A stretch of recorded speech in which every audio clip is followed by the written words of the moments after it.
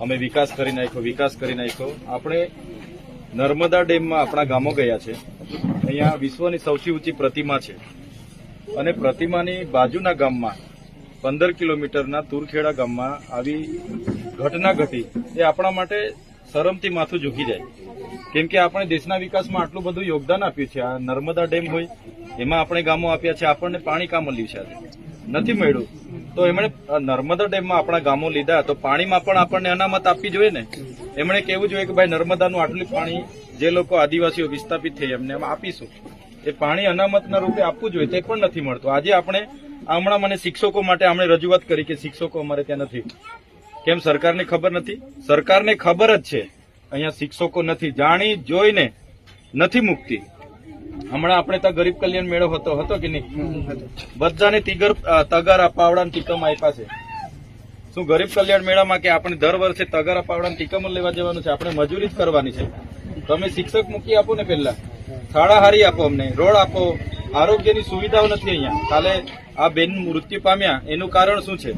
આરોગ્યની ત્યાં સબ સેન્ટર પણ નથી, પીએસસી પણ નથી, 108 પણ નથી પહોંચી શકી. એટલા માટે આજે પાણીની કરોડોની ઇન્કમ છે, ત્યાં થર્મલ પાવર ચાલે છે, ત્યાંની ઇન્કમ છે. રેતી રોયલ્ટી આપણે ત્યાં હજારો ટન જાય છે, એની રોયલ્ટી એટલી બધી જમા થાય તો પૈસા જાય છે ક્યાં? આટલી બધી આવક આપણે સરકારને આપીએ છીએ. આપણા વિકાસમાં સરકાર કેમ બજેટ નથી આપતી?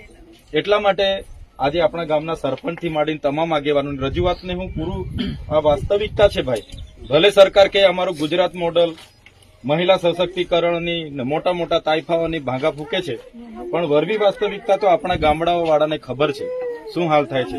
આજે છોકરાઓ તો મહેનત મજૂરી કરીને એના મમ્મી પપ્પાએ ભણાવી દીધા, પણ હવે નોકરી નથી. શું કરવાનું? BA BEd કરીને પાછું ખેતરે જ દાંતરડી લઈને જવાનું છે. એટલા માટે કેમ છું હવે આપણે બધા એકતા બનાવવી પડશે, સામાજિક એકતા. આપણે બધા શું છે આજે પણ પાર્ટીઓમાં રમ્યા કરીએ, પાર્ટી મારી આ પાર્ટી મારી આ પાર્ટી. ઘણા થોડા વડીલો છે ધર્મ સંપ્રદાય મારો આ ગુરુ એ લડાઈઓમાંથી જ આપણે ઉપર નથી આવતા. હા, બધું જ બરાબર છે. પાર્ટીઓ જયારે ચૂંટણી આવે ત્યારે લડી લઈશું, પણ સામાજિક રીતે એકતા જોઈએ ભાઈ.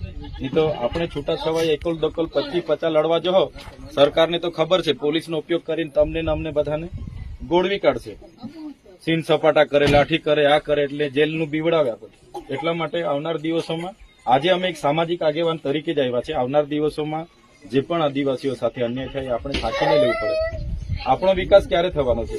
એટલા માટે જ આવ્યા છે. એટલે તમારો પણ સહકાર જોઈશે. જ્યારે પણ આપણે સરકાર સામે આપણે અનામતની વાત મૂકવાની હોય, આપણે શિક્ષણની વાત મૂકવાની હોય, રોજગારીની, રોડ રસ્તાની, આરોગ્યની કે સિંચાઈના પાણીની, પીવાના પાણીની, તો સરકાર સામે ઉતરવું પડશે. આજે આ કરોડો રૂપિયાની પાઇપલાઇનો આવી છે પાણી પુરવઠાની, પાણી મળ્યું છે હજી કોઈને? ઘરે નળો બધા નળ બેહાડી ગયા, બધું ખોદી ગયા, રોડની આજુબાજુ છોકરાઓ લાત મારે તોડી નાખે એટલા એવા બેહાડી ગયા. કઈ ફાયદો થયો? હા, એટલે પૈસા કમાવાની સ્કીમો લઈને આવે છે. એટલે બધા યુવાનોને વિનંતી કરું છું કે આપણે એકતા બનાવવી પડશે. નહીં તો આવનાર દિવસોમાં આપણી પાસે કઈ જ નથી રહેવાનું.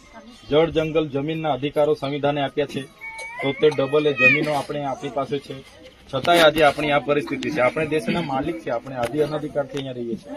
આપણે કઈ બહારથી નથી આવ્યા, તો આપણો પહેલો અધિકાર બને છે, છતાં અન્યાય થાય છે. એટલે વધારે વિશેષ નથી કહેતો, પણ આપણે બધા એકતા રાખવી પડશે. બરાબર છે? એટલે જ્યારે પણ તમારા સહકારની જરૂર હશે, સાથ સહકાર તમે બધા આપજો. જ્યારે પણ સરકારમાં રજૂઆત કરવાની થશે અમે નેતાગીરી લઈશું, પણ અમારી પાછળ બધાએ તમારે આવવું પડશે. બરાબર છે? અમે તમને એવું નહીં કહીએ કે ભાઈ ચાલો આ પાર્ટી તે પાર્ટી. જ્યારે ચૂંટણી આવશે આપણે બધા વિચારીશું કોણ આપણું સારું બોલે છે, એ ઉભા રહેશે, લડશે. આદિવાસી ચૂંટાશે ને, અહીંયા તો રિઝર્વ બેઠકો છે. એટલા માટે જે માણસ આપણી સાથે રહી બોલે એને આપણે લાવીશું, એમાં કોઈ બેમત નથી. પણ જયારે સમાજની વાત આવે, પાર્ટીના ઝંડા કે સંપ્રદાયના ઝંડા ઘરે રાખીને આપણે બધા ભેગા થવું પડશે, તો આપણી એકતા બનશે. બરાબર છે? આજે આપણે બધી બોર્ડર વાળા થઈ ગયા કે આ એટલે આ નર્મદા વાળા જાણે એમને ત્યાં થઈ, તો છોટા નસવાડી વાળાને કઈ થાય એટલે ખમાટ વાળા કે તો એમને ત્યાં થયું, આપણે શું લેવા? કેવડિયા વાળાને કઈ થાય તો આપણે કહીએ તો કેવડિયા વાળા. પણ આજે કેવડિયાનો વારો છે, કાલે તમારો પણ વારો આવવાનો છે. એટલે આપણે એકતા બનાવવી જરૂરી છે. બરાબર છે? તો અમે તુરખેડા જઈ આવીએ છીએ. તમારામાંથી જે આવવાના હોય તો સાથે આવજો.